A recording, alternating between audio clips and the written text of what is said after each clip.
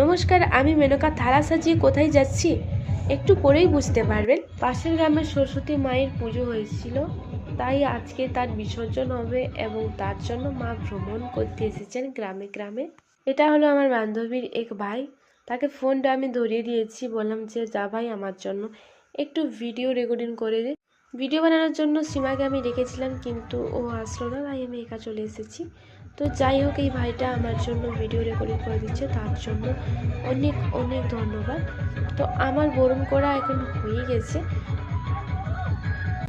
আজকে বিসর্জন হবে, তাই এরা না আজকে প্রসাদ খাওয়াবে, আর সেটাই আমাদেরকে বলা হচ্ছে যে তোমরা 5টার সময় চলে যাবে প্রসাদ খেতে।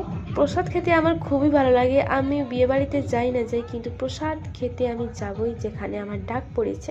এদের দেওয়া চিড়ের প্রসাদ নিয়ে আমি মায়ের কাছে চলে এসেছি।